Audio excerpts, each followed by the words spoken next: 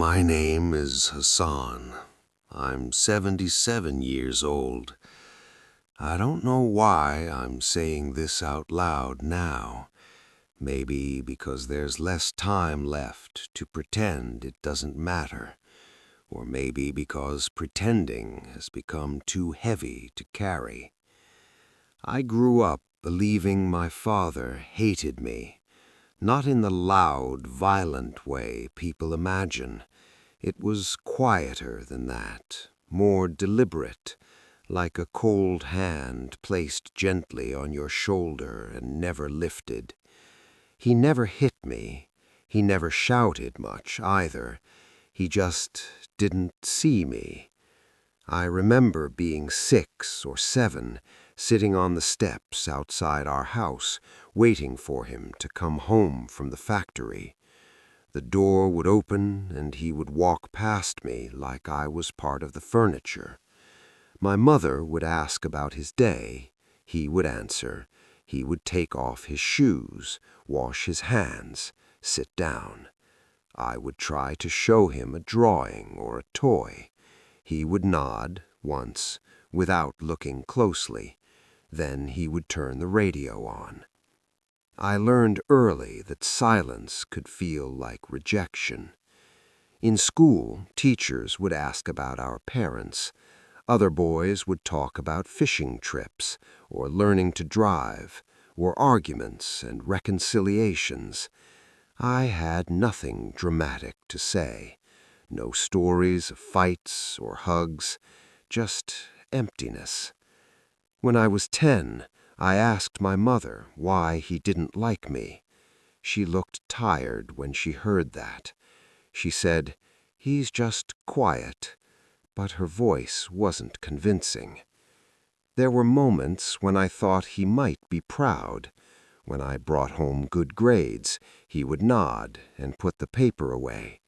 When I won a small prize in a writing contest, he said, "That's nice." He never asked to read it.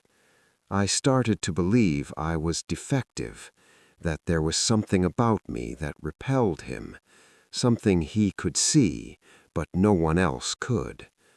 As a teenager, I tried different versions of myself. I tried being obedient. I tried being rebellious. I tried being invisible. Nothing changed the way he looked through me. At dinner, he would talk about politics, about work, about the weather. He never asked me what I thought. When I spoke, he would listen politely, then continue as if I hadn't said anything important.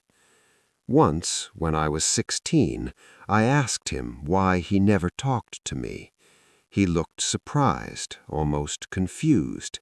He said, "What do you want to talk about?" I didn't know how to answer. I wanted him to say anything that felt like closeness. Instead, I shrugged and went to my room. I never asked him again. Years passed like that. I left for university. I came back for holidays. He treated me like a distant relative who happened to share his last name. When I got married, he shook my hand. He didn't hug me. He didn't give a speech. He sat in the back and left early. People would tell me he's just not expressive. I would nod. Inside, I carried a quiet ache that never found words. When my own son was born, I held him and felt something terrifying. I felt how easy it would be to withdraw, how simple it would be to repeat what I knew, and how difficult it would be to reach out. I tried to be different. Sometimes I succeeded. Sometimes I caught myself becoming my father without noticing. My father died when I was 43. Heart attack, sudden, they said. He was still quiet at the end. In the hospital, he held my hand once. It was awkward, like he wasn't sure where to place his fingers. He didn't say much. He looked at me, then at the ceiling.